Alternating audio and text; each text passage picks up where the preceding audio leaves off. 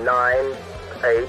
You're watching Experience Comic Culture and Sales. Streaming live daily to Facebook, YouTube, Twitch, and Twitter. 2, 1.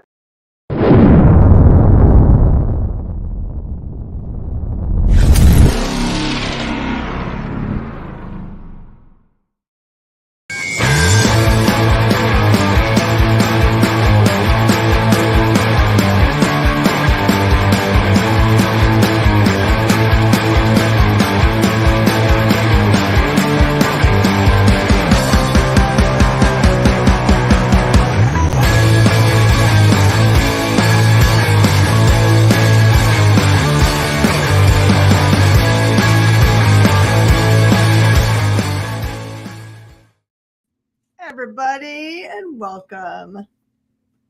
How are y'all doing today? I see everybody's already on. This is awesome. Cool Gamers on, and Triple B and Clayton J. Hi, everybody, and thank you for being here. This is the show you look forward to find out what do I need to be at my LCS first thing in the morning with my face against the glass saying open, open, open. What not to miss in the comic books this week, because there are lots of good ones. You always feel like there's got to be a week when they're just like, this is a Met week. But every week I think to myself, I can't get any better. More cool things. Kyle, were you a person that just showed up first thing? Never? No, but I've been an order at FOC guy since probably 2000. So you like to go and see what the covers are that are available and decide, which ones you want. Well, I've been placing my order like when I get the previews catalog for probably over 20 years. So I don't have to show up right away because I know that I'm getting what I want because I went through and did the homework and ordered it ahead of time. So, my LCS knows which covers I want of things because I already told them. But those days where people would show up, maybe not on Wednesday morning with their face on the glass, but on the days when the new previews was coming in. This is pre really anything the internets. People would have to I'd order 20 of them because everybody had to have one. Right. I was the guy who showed up like around 1 on Wednesdays with a pizza because I knew my shop owner hadn't sat down all day. And it's like, here, you eat this. I'm going to shop. And then when the pizza's done, I'll check out and leave. Like, that was always the way. And my LCS for a long time loved it. And then that guy and I didn't get along anymore, so I switched LCSs. And that guy, the second LCS, didn't like me bringing pizza because it's greasy. Oh. And so we had to stop the pizza lunch thing, but they were able to get my variants more often. It was fine. It was good. It was a good change. And then I wound up buying that store. So it didn't really matter because I ate pizza there anyway. So what is everyone's favorite thing about their LCS? Give a shout out to your LCS and tell us what your favorite thing is about your LCS. We're going to show them some love today while we do some reviewing of the books. Wait, sorry. I just completely had that moment where your brain completely resets in the middle of a sentence. I told everybody in the comments to share what their favorite thing is about their LCSs. All right. All right, let's get to the reviewings. All right, I'm going to start. It's going to scroll across the bottom so we know what's coming up and be like on those sports ball shows. And they're like, oh, I want to wait around for that. Before we start, actually, though. Okay. We should do this. Reminder. You guys are expert level people at this. Remember, it's all in capitals. We're giving away a slab today. It's a killer slab. You guys are going to be so happy. Just hashtag EXP2K. You have to be here at the end, and you have to fill out the paperwork that we give you at the end in order to qualify. It's for you guys that support us, right? Bar Lord is first in the gate. Oh, no. Bronze Nurse did it first. Hey, Bronze. What's up, man? All right. All right. To the reviews. So we're going to start here. This is Bryn Moore number 2. And this week, as you guys know, I'm covering for Jay. So I have a lot of stuff happening. So I actually had to take notes. And I was telling Jen before the show, the trick is going to be, can I read my own note taking? This is going to be the trick. It looks like you wrote it on one of those, the little stanchions at the front of the restaurant that tell you what the daily specials are. Is my iPad. Oh, okay. So Bryn Moore is, you know, that thing where archaeologists are like uncovering an ancient temple that's been buried for hundreds and thousands of years, and they find like a rock over a tomb, and then they open it, and that's how you get apocalypse demons. Yeah, don't they That's know any this better? book. You know, we found this sealed cave from the year 3. We're gonna open it and see what's in it. No, they sealed it for a reason. Wait, does it have a warning even on the seal? In this book, yes.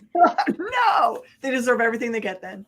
Yeah. So in the first issue, you find that our main character is moving back to his hometown, which is this kind of secluded island where he was raised. And he has bought some property that includes an old church. And he's going to restore the church and like live in the building, right? Essentially.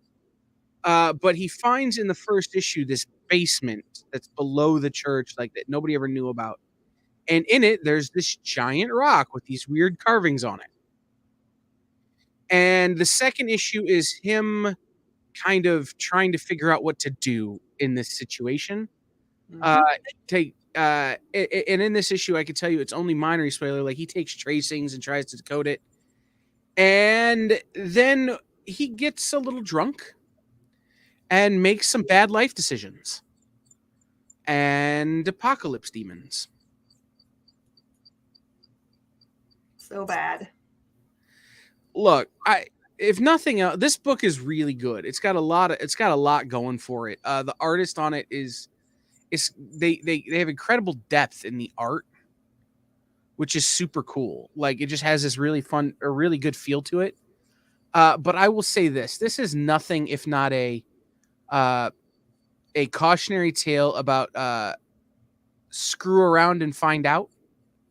Yeah, following instructions on covers. Well, yeah, it's you know that saying F around and find out.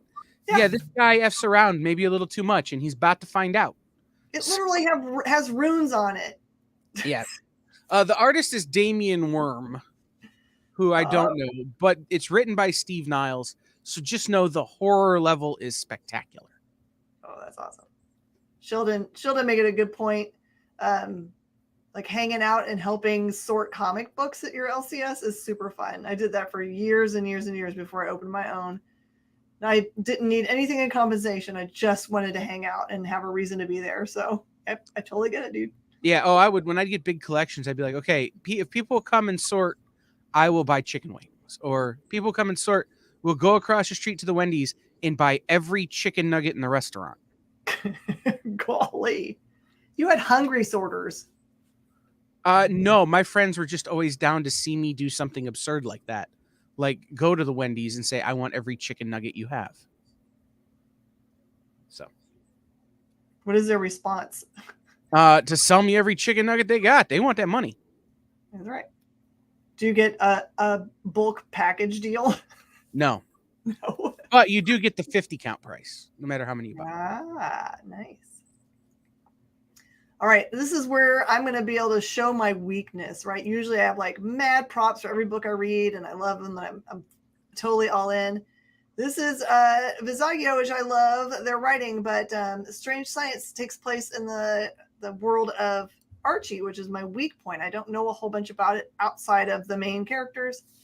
And this is Chilling Adventures, which is great horror. Everyone loves it, especially since, we've got cool movie or shows that have come out of it. The problem with this book is that I don't recognize a single daggum character. There's not a Jughead or an Archie or a Betty or Veronica. It's just other people that are just real fringe, I'm guessing. Maybe everyone's like, duh, that redhead on the cover is blah person, but I don't know who they are. But it is a very time travel-y, science-laden romp. It is fun.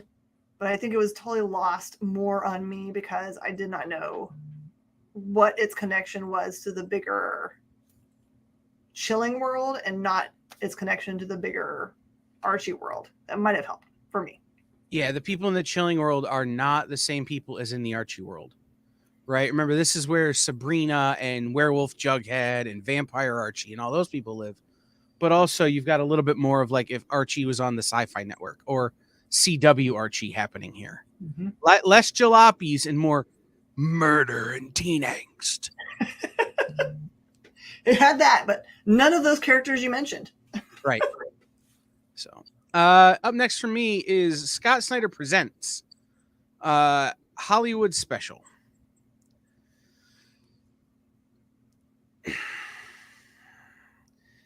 So one of the things Miss Jen and I talked about when we talked about formalizing what this show is going to be is that it's not necessarily a review show where we give our opinions. We just tell you about the book.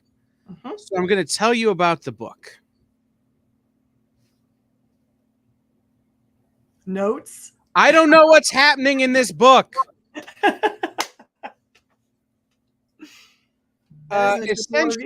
Essentially, you're supposed to feel like it's a creature feature, right?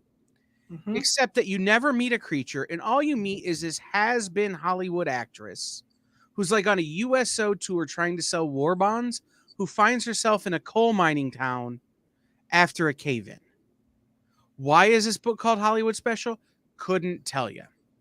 Why is this book literally, it says, like in the advertisement, you know, spooky creature feature.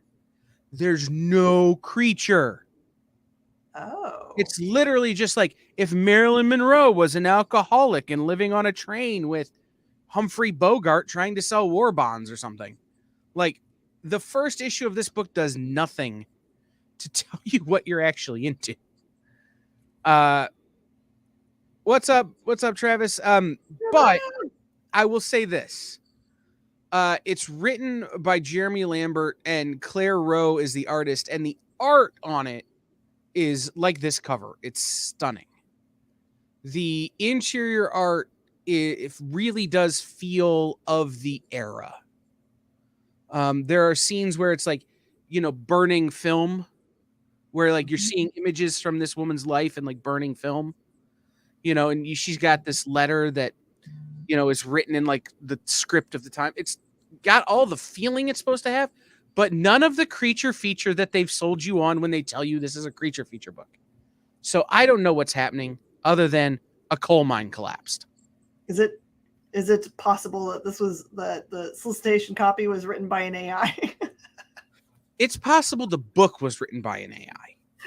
No, like, that's a real person. I know, but that's what I'm saying. Is like if you said, write me a book about Marilyn Monroe on a train tour in World War II with a coal mine collapse, this is what it would spit out. It's all exposition, but it doesn't actually exposition anything yet. So you're saying this is just the soft opening. Yeah, it's like Titanic. If all you ever saw was like them getting on the boat, and that was the end of the movie. Okay. So you have to wait for issue 2 for it to make any sense at all. Travis, you gave me one too many ends. It's acceptable, but also I won't know who that is. We used to kid around. So there's 2 gens in the comic book world that are known gens. One has 2 ends and one has 1. That's the only way you can tell us apart in conversation. Luckily, in person, we look quite different. So we need to bring in a 3N gen. 3N gen. I used to know a 3Z jazz. Well, my business partner was Sean with 2 N's. Ooh. The pretentious Irish spelling. Mm-hmm. Yeah, Barlord spinning its wheels on the first issue, and that's not a horrible thing, honestly. It just takes patience on your part, right? It's and I don't have any. It's risking it, right? If you're not a person that's like, I'm in it for the long haul, I'm in it for the whole universe. Speaking of people who spell their name wrong, Orson Welles, the second E, unnecessary. No, be clear, Travis. The one with 2 N's is way cooler than me. I love her like a sister. All right. Orson Welles, Warrior of the Worlds. I actually got to read an advanced copy of this, and I have an interview with Milton somewhere in the archives of the experience. Go watch it because it's awesome. This is everything that I wanted it to be. So excited about this. There's going to be a Jennifer. Oh, I know there's 2 F Jennifers. Absolutely, there are, Bronze. Yes. So this takes what could be a dumb trope of time travel and gives you just the best writing in the way that it rolls out, because it doesn't give it to you just straightforward. You find out that there are these people that are wanting to, Orson's dead. They would like to go and write, like give him a film about his life that people would like. And so they go and they try to, find people that might know about him. And what you end up finding out is that they find films that have been left behind by him that have footage that seem to look a lot like the War of the Worlds was, instead of being just a radio drama or the film footage from the movie that was made later, looks like for all the world to be Orson standing in the middle of the action of actually the War of the Worlds occurring. And within that storyline, without spoiling things, there's some great time travel stuff. Wait, you get to see Orson Welles, young, old, and in between. What's going on? Read the series. I'm telling you, you will not be sad. It's so good.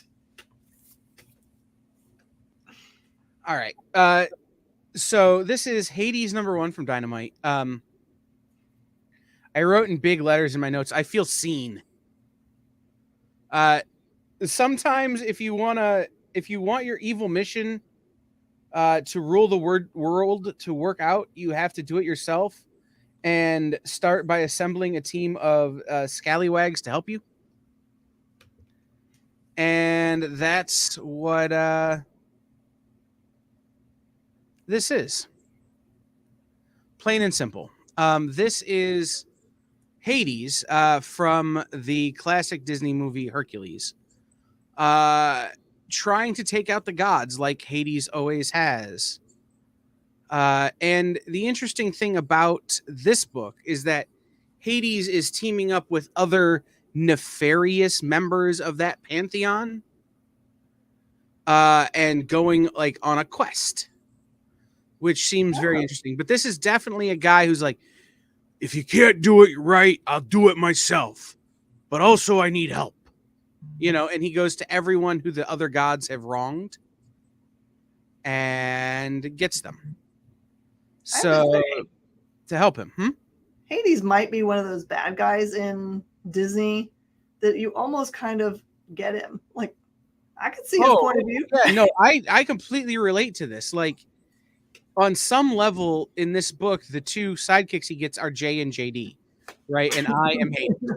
Like, but it kind of, the way they interact is kind of how we interact, right? It's like you have your certain set of skills, I have my certain set of skills. We're all gonna have our certain set of skills working together, and it works really well. Which is super fun in this book. And I will say this: I've been ranking these Disney books from Dynamite, and Darkwing Duck is way at the top by like a mile. This is up there too. This was really good, and the voice and the way the character talks feels like Hades from the movie. I will say this: he isn't wrong. Canadian Survivalist isn't wrong. The Delato variant is dope on some of these things. But the one for me is the Tomaselli variant, which I don't have pulled, but give me 1 second and I'll throw it up on screen. It just feels like the cover that you want it to have, right? it feels like it came out of the movie, Mm-hmm. and that everybody is going to be laughing at it. If you give me just 1 second here. By the way, I just have to make a comma that I was giggling so hard at Lord Diarrhea before we banned him because I was just like, is he like a thesaurus for poop? Is that all he does? So this is the Tomaselli variant, where clearly someone has beat Hades' face in. And he's all like, I'm fine. I'm not hurt. I'm fine. So. Brilliant. All right, there's a bunch of tie-ins to the Fall of X storyline that's been going on. So for everybody that missed out on the Hellfire Gala, I told you guys last week what happened in that. There were some key mutants that were killed. There are many, many mutants that are lost. They went through the gates at the behest of Prof X and with his mind control, trying to get them off of Krakoa because the threat by the human organization that's been after them for a long time was that they will kill humans for every mutant that they find on Krakoa. So they were desperately, or on the Earth, they were trying to get them out there as soon as possible. So there was some real damage that was done. So in this tie-in this week, they are trying to find the people that are still left on Earth to kind of like get together and see what they can do to fight what is coming for them, which there are new forms of sentinels, which their entire design is to just come and kill anything with a mutant gene. Even ones that have been hiding out and they weren't on Krakoa, they weren't trying to be mutants. So you see here some really great characters. You know that it's desperation move when Cap shows up and says, here's my good friend Deadpool. I'm allowing him to do all the Deadpool stuff that he wants because we got to fight back. And he, grabs up, Psylocke and says, yep, you can use all the knife blades you want. All your mental knife blades, go at it. So if you want to see, Cap be a little bit brutal when he's been attacked against the corner, here you go. I love this cover. There's another cover on this book that I almost put up, but I didn't want to throw you off by putting up a cover that wasn't the main cover. But there is a cover for this book by, hold on, it's not, why am I not in the right stupid screen to do this here? Hold on. Pulling that one Canadian, awesome. You'll like it. This is going to make me angry that I can't think of it right now. It is by, it is the Casa Grande Women of Marvel variant. Oh. It's got Psylocke on the cover. Yo. I don't know that I pronounced that Elena Casa Grande. I don't know that I pronounced her name correctly. But oh my God, it's such a beautiful cover. If they send out promo posters, I will buy the promo poster of that cover, by the way. Oh, I hear you. Okay. I was so jealous you picked this one. I was so jealous you picked this one. Oh, well, you should have said something. I would have gladly let you read the Godzilla book. Because as we all know, kaiju or mom. As we all know, Kyle is not a fan of Godzilla books because they keep making Godzilla books not about Godzilla. Why you make a Godzilla book about people? Make a Godzilla book about Godzilla. This, however, is a Godzilla book that has all of the Godzilla book problems and overcomes them all. Right? Like most of this book is about this girl who meets Godzilla as a young child when Godzilla saves her and her friend when they're lost in the woods, and another kaiju comes and like starts spitting lava at them. And Godzilla comes and just like kicks his butt and drives him out into the sea. And while there was fallout from that, like, toxic ocean water and stuff, Godzilla saved their village. And so she becomes an expert in Godzilla. And what you find is that there is a kaiju thing happening in the world, and Godzilla isn't there. And so she gets recruited by an organization to be like, what do we do? You're a kaiju expert. And she's like, help me, Godzilla. You're my only hope. And she puts it in a droid and sends him out. No, I'm kidding. This is essentially Pacific Rim meets Godzilla King of Monsters. If you mash those two things together, you get this book, but also it's in this kind of super cartoony art style that makes it super fun. Like all the blood is like bright purple. Ooh. Yeah. Like it doesn't feel violent even when Godzilla is like biting someone's head off. Like it feels cartoony violence.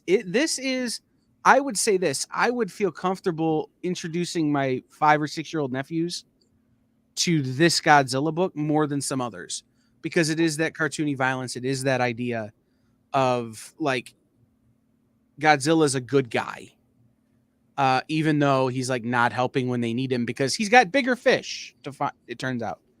And yeah, just really, really good Godzilla story. This book had all the dinosaur fighting that the other Godzilla books don't have. If only it was in stop motion. Oh, wait, it's comic. It is. Oh, I would have I think, no lie, if you just took the panels and put it into a flip book, I think it would be a really great little animated series. Fun fact, I am a kaiju groupie. A la Pac Rim. I would totally have been that idiot that drifted with the kaiju. Just to see if I could do it. Yeah, no, I mean, it really does have that feeling of Pacific Rim meets Godzilla King of the Monsters. Nice. All right, Marvel's Voices. Full disclosure, I did not get to read this book, but I do know that there was at least one of the Fall of X books that mentioned within its pages that it had one of the stories that's in this book, the Marvel's Voices, is from a different point of view of the same action. So if I was going to guess, it would be the one that I just reviewed, the Uncanny, just because of the girl connections. But it is chock full of really great creators, and almost always these Voices books, or like the Pride one that they do every year, they almost always have got first appearance stuff in them, or something big that happens to one of the characters. I know that a lot of people skip them just because they're like a little bit thicker and maybe a couple more bucks as a price point, but I've never been disappointed in them because it gives you lots of different stories. You're bound to like 1 or 2 of them at least. And it usually furthers stuff that's happening in the universe. It doesn't feel like they're like stories that happen outside of what's going on. All right. Miss Jen and I had to talk about this book before I read it today. Did it do what you said it was going to do? Of course it did. So I'm not going to go too deep into the plot of the many deaths of Layla Starr. This book has been out already. It's been out for a while. It's actually the first book. I don't know that it was the first chronologically, but it was the first book Miss Jen put me onto by Ram V. Probably. I think the first book I ever read of his, like chronologically, was what was the other one he did in India? Something Shores. These Savage Shores. These Savage Shores might be the first one chronologically I read, but highly recommend. This is the book where I discovered Ram V, and this book did a number on me emotionally. You know that TikTok clip, emotional damage. Yeah, I had to talk about this in therapy. It was a whole thing. So all this book is it's that, except what they've done is they've stripped back the art to what I would call a very early phase. It's just the pen and ink. There's no coloring, and even the lines haven't been cleaned up like would happen in the coloring process or in the final inking process. In fact, a lot of places in this book, it looks like it's just someone drew it with a pencil.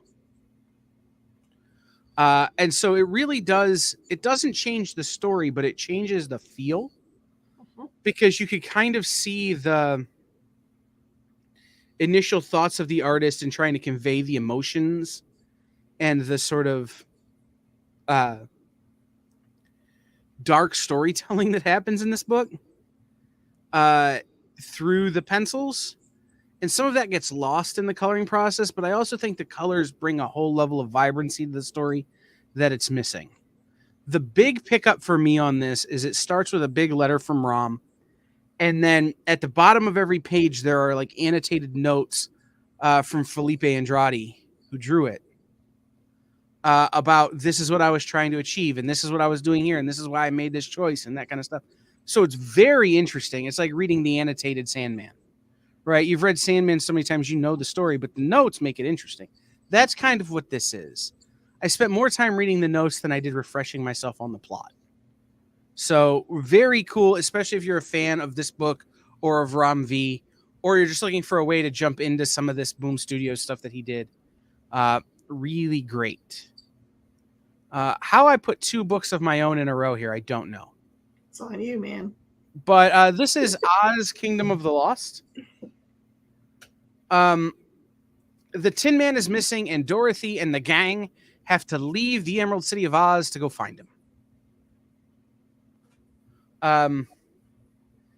It's typical Zenescope Eldritch horror. Plus, there's like a magic user that's pretty troublesome. So that's a nice, interesting twist. This is not your grandmother's Dorothy. Don't get me wrong. This is definitely right in the vein of Zenescope's Oz stuff, but it's very different if you're a traditional Wizard of Oz head. Very cool. And I will say this is only 32 pages from Zenescope, which is in this story the right amount of pages. Sometimes they tend to go a little long or a little short on these things. This one feels proper, which I really liked. I will say this. There's no fish people. There are fish people in the Godzilla book. Just throwing that out there. If you're Jay, don't read Godzilla, read this. All right, Dark XMen, just in the same exact time frame as you saw the Avengers book. In this one, though, you've got as a central character, it's going to kill me now because I had it Pryor. Pryor's the main character. You can see her in the center. And she is kind of in control of this. When I first saw it, I thought it was the Hotel Inferno because that's what it looks like for all the world. I don't know if they renamed it, but now it's kind of like a safe zone or neutral territory that for some reason Orcus doesn't mess with, even though it's clear that these are definite mutants. You've got probably what I would call the oddballs or the darker characters have all congregated there, right? Including, I don't know where the origin of this character is, but that Wolverine that's to the bottom is part cyborg for reasons that I don't know. And so this is really about them gathering together and trying to, I don't know, they're having a much harder time at keeping the peace amongst themselves than the greater mutant group that was on Krakoa. But it looks like, or Albert, thank you. It is Albert. Thank you, Bronze. So this one is great. I'm interested in seeing how long their sanctuary lasts. I think that probably Orcus is just saving them for last and letting them take out some of their own kind. But this is great if you like some of the darker reaches. If you include, Gambit in the Dark. Nice. Thanks, Brian. All the way back in Larry Hama. Okay. Red Sonja, number 2. Dynamite did this thing over the last year where they got so far away from what Red Sonja was supposed to be and always was that the whole world got tired of Red Sonja. Like, it was bad. And then this book came out. And it feels like Red Sonja is supposed to feel. Yeah. This is Red Sonja on her own without like a talking shirt or a magic wizard that's supposed to be Merlin or God knows the million other things they've done with Red Sonja in the last 2 years. She's on her own with a giant sword and a giant axe against an evil cleric and bands of marauders and a bunch of people whose heads are one place and their bodies another place. Like, this is how Red Sonja is supposed to be. And it is fantastic. You get the feeling like if Edgar Rice Burroughs or one of those guys were writing Sonja, this is the kind of story they would be telling in 2023. It's really kind of sad about that at San Diego. I really felt like they were going to give us some advanced footage of the movie. I think we're robbed of that. Well, I mean, it's struck material. So nothing you can do. But I'll tell you this, if they put this out as a movie, it'd flop. It won't work as a movie. Yeah. But it works so well as a Red Sonja book, especially in a world where you've had these Red Sonjas that talk like they're from Oakland in 2022. This is Red Sonja who talks like Red Sonja.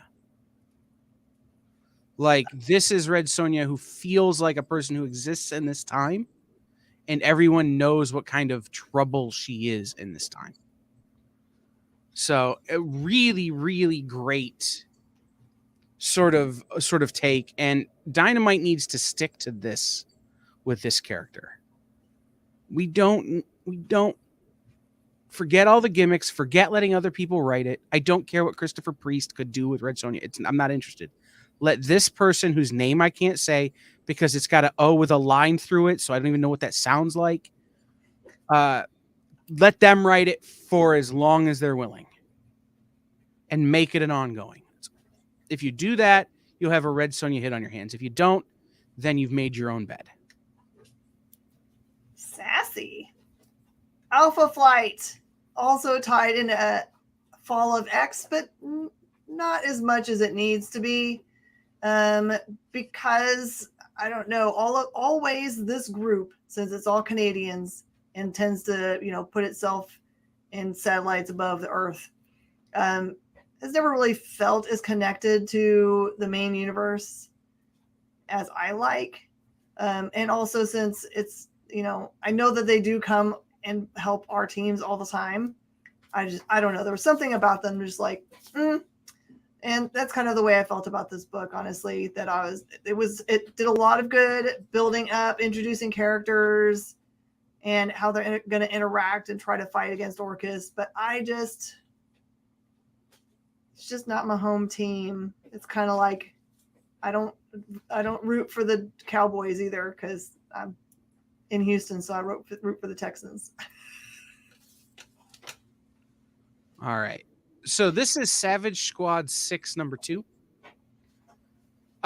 We read the first book. It's Robert Venditti and Brockton McKinney, who I love both of them. I don't know what's happening in this book. I did in the first issue. I don't in the second issue. This book is so far off the rails that I am forced to read issue 3 so that I can understand issue 2. I will say this, though. In this book, there is a giant wolf that shoots what I think is lightning out of its eyes and teeth. Yeah. And one of these characters has to Drax the Destroyer, that thing where he jumps inside the worm and cuts his way out to kill it. They have to do that to this giant wolf. And I'm like, you know what? Sold. I don't need much, but that's enough. The art in it looks like this cover. I'm not wild about the art, but the action is great. It's an interesting story arc. It's an interesting plot. I keep feeling like this is a book that's already come out once, like in the early 2000s, mid 2000s, but none of it's ringing familiar. So I'm going to keep reading. I think I would remember a giant wolf that's as tall as a Ferris wheel that shoots lightning out of its eyes, but you never know. Those were wild days. So this was great action, and so I'm interested in it just for that. Also, what is that thing you'll need in comics? You need a hot chick and a big gun. Mm-hmm. It's got both of them. Perfect. So it's got everything it needs.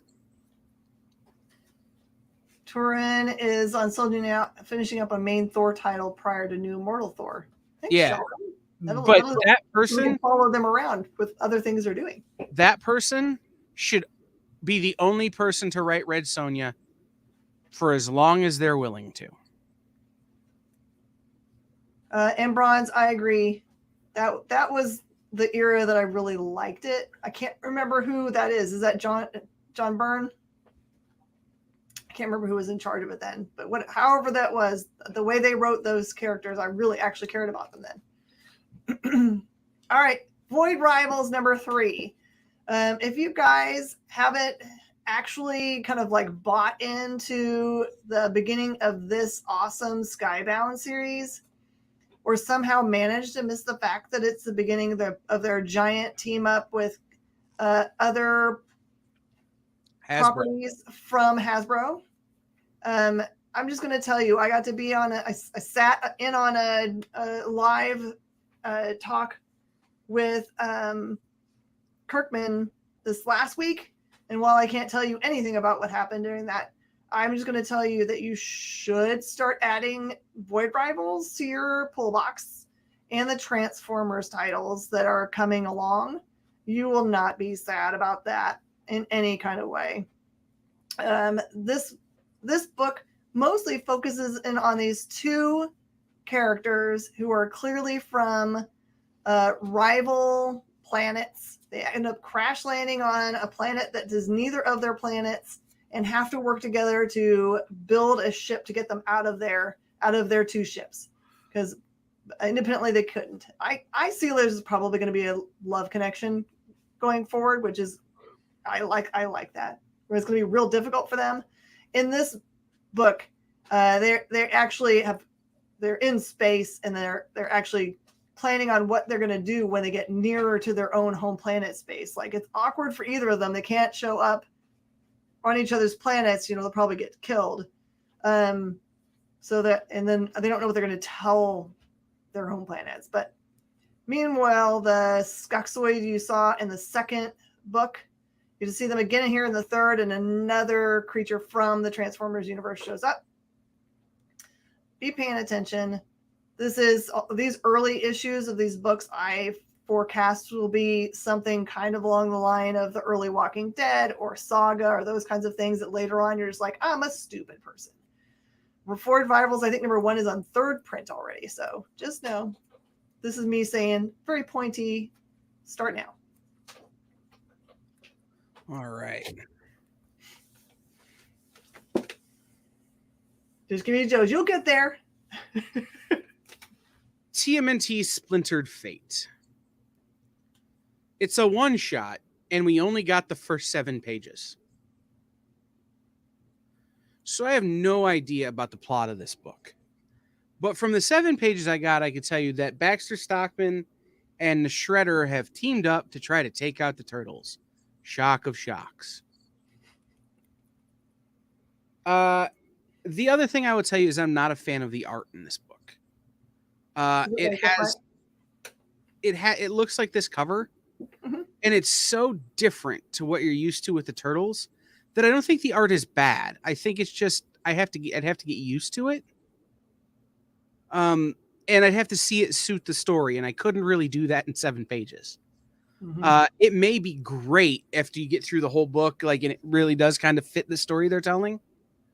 But I just don't have enough data in that regard. So if you're looking for a kind of a classic Turtles action one-shot, this is good. But it's a big Shredder and Baxter Stockman issue. So check that out. I have a question on this one, Miss Jen. Sure. Does that font for the Cull look like the cover, like the Batman the Cult? Like the whole time I'm looking, I'm going, I've seen this logo before. Hey, Dwayne Spain. I'm all I can tell you about this book, in general is it is probably the most beautiful art you're ever going to see on a book. That the entire book, this cover that you see that's blowing your mind, the interior art is the same level art.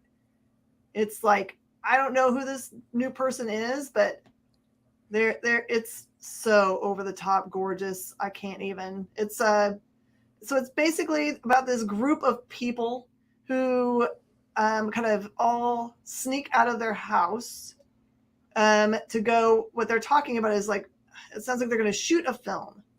So I don't know if they're students or what, but they're trying to get out of the house. They're not necessarily telling their families where they're going. All of them have history that is interesting with each other. It's very rich in character building, which you know that I love. It's my favorite. But they end up on the seashore and stick their head into a cave. There's another backstory that's going along with this, in which one of the people that you see, one of their family members is missing, but it's kind of like they're not making a big deal out of it. So I don't know if they just think they know where he is and he'll show up, or what's going on. But that's tied to all this stuff. And then it just gets even more beautiful and crazier. And once you read this first issue, you totally understand their little subcontext title of what they call. It's like what happens when someone makes one decision that's the wrong one. You'll understand that. And if this is my one book of the week, that if you're gonna just throw $4 at something and you're like, I'm not sure where I want to spend it, and it's not already going to be you buying Antarctica 2, which you should. This book. So Bron says it doesn't look like the Cult, but it's actually the same font with a different serif. So the Cult is more distressed and grunge. This is cleaner, and they moved the serif around, but it's the exact same font. Yeah, this one, I have a feeling that once we get farther into the series, it'll make sense why they've done this font, because in my old person eyes, it makes it almost hard to read what the letters are.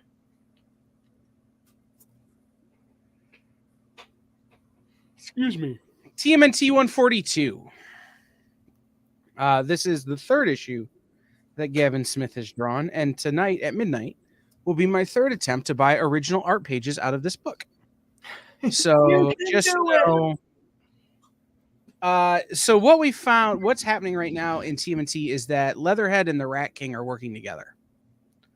And what they want to kind of do is rule like mutant kind. And the way they're doing that is essentially mutant Mr. Sinister. Oh. Except that they don't have the knowledge of having read the X-Men to know how to do it properly.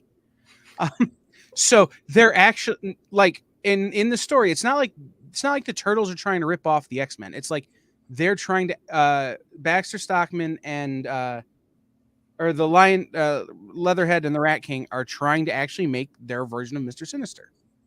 I'm assigning that name to him, but without the knowledge of having read, you know, the Sinister, the stories there. So it's not going well. And what you have is you have a time post Armageddon game where the Turtles are in this uneasy truce with a bunch of other clans that live in Mutant Town. And in order to for them all to survive and to save some of their community, they're going to have to get over this uneasy truce and get it out of the way and like bury some hatchets in order to save their entire community. So it really is a traditional turtle story in that regard. It's just got this fun little hey, look, it's kind of Mr. Sinister. All right, you guys know I just gushed over Antarctica #1.